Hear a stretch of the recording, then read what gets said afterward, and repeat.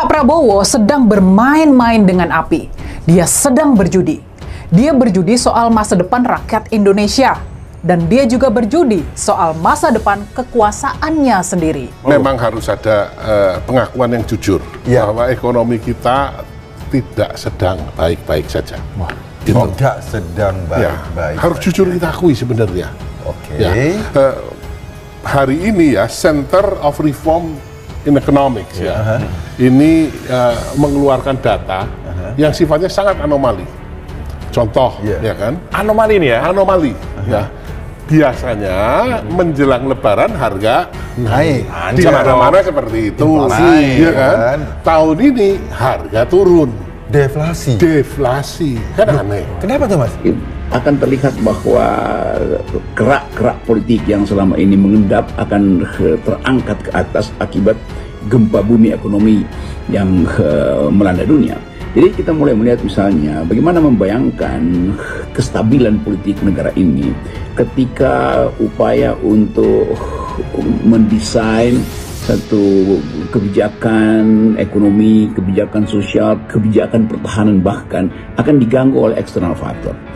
Tentu juga harus kita mulai membayangkan bagaimana intrik di dalam kekuasaan mulai berlangsung. Daya beli masyarakatnya sudah tidak ada. Oh, jadi orang kepingin tapi nggak punya duit buat beli? Fulus yang tidak ada. Jadi permintaan menurun. Permintaan menurun. Ya kan?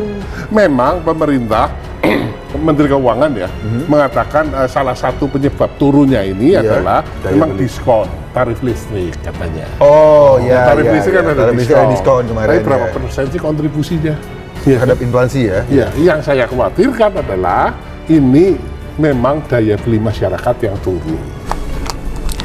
Lebaran kali ini nggak semeriah biasanya, walaupun kita tetap bersyukur karena tetap bisa kumpul keluarga. Tapi suasananya itu loh, gak semeriah biasanya. Itu loh yang mak rasakan kemarin. Obrolan pas ngumpul emak-emak kemarin itu lebih banyak soal kekhawatiran, lebih banyak soal kesusahan hidup karena ekonomi yang terpuruk ini. Ada sanak famili yang terkena PHK dan sekarang terpaksa jualan kecil-kecilan. Yang lain yang sudah berjualan sejak dulu malah dagangannya sepi. Ya ampun. Ada lagi saudara lainnya yang PNS, dia ngeluh kantornya harus efisiensi secara gila-gilaan. Sementara ada yang bahagia yang baru diterima CPNS.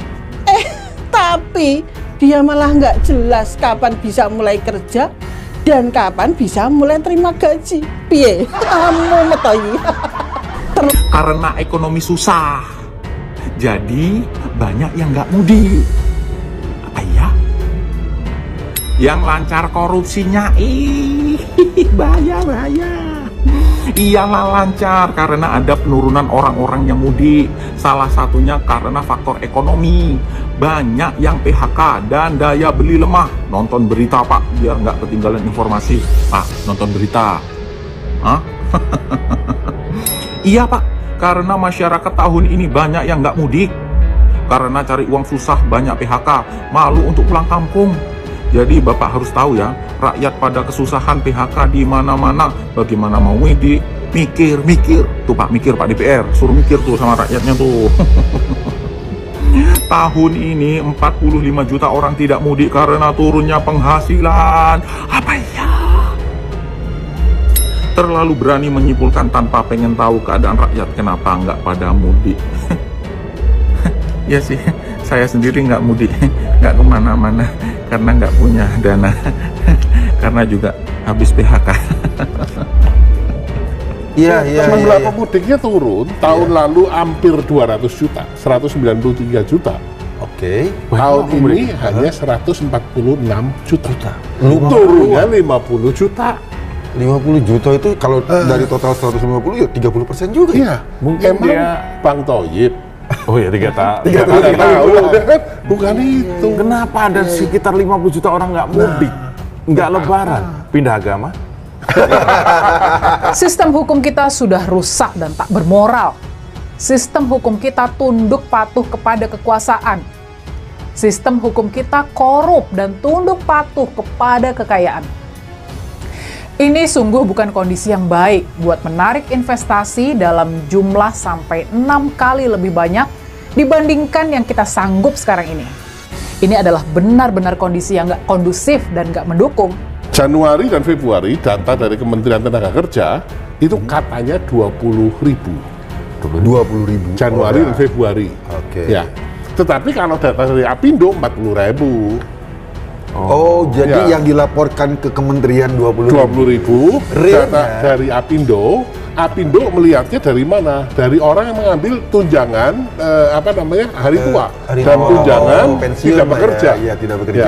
Ini jumlahnya 40.000. 40.000 ya. Nah, anomalinya di mana? Padahal data lain menunjukkan namanya data PMI, Purchaser Managers Index, yang menunjukkan bahwa Indonesia manufakturingnya meningkat katanya. Ini gimana, Mas?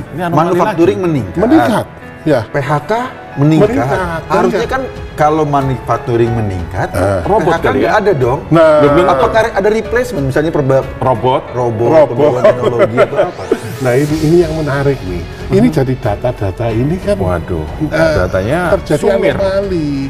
Ya, Nah, pertanyaannya di sini, pertanyaan pentingnya, yakinkah kita Presiden Prabowo bisa mewujudkan pemerintahan yang bersih dan bisa membasmi korupsi hingga menangkap raja-raja besarnya? Gimana nih kalau menurut kalian? Apakah pemerintahan Presiden Prabowo bakal sanggup? Sesungguhnya, sudah sejak lama kita menyadari masalah besar yang menghambat kemajuan bangsa kita ini. Sudah sejak lama upaya pemberantasan korupsi digalakan. Bahkan sampai dibentuk Komisi Pemberantasan Korupsi di era pemerintahan Ibu Mega di tahun 2002. Tapi nyatanya kita seperti jalan di tempat dalam pemberantasan korupsi ini. Dan malahan kondisinya semakin parah di era pemerintahan Pak Jokowi. Jadi, apakah kita bisa yakin Pak Prabowo bakal bisa memberantas korupsi secara spektakuler? Apakah kita yakin dia bisa membereskan masalah ini dengan segera? Apakah bisa secepat itu? Masalahnya yang harus kita pahami, Pak Prabowo sendiri sedang berkejaran dengan waktu. Kondisi ekonomi terus memburuk dan tidak bisa menunggu beberapa tahun sampai pulih. Kalau kondisi ekonomi ini dibiarkan terus memburuk, krisis ekonomi bakal menghantam kita. Dan kalau itu terjadi, kesabaran masyarakat bakal habis. Dan dukungan rakyat kepada pemerintahan Pak Prabowo bakal berbalik menjadi ketidakpuasan. Tidak terhindarkan dalam situasi semacam ini dipastikan pemerintah akan melakukan pengetatan opini publik. Karena sekarang ini bukan hanya Polri, tapi TNI juga kan diberi kewenangan untuk melakukan patroli cyber. Hanya saja kita perlu mengingatkan dalam situasi semacam ini jangan sampai pemerintah itu menggunakan kewenangannya untuk mengendalikan opini publik secara berlebihan, bahkan kemudian sampai bersifat represif.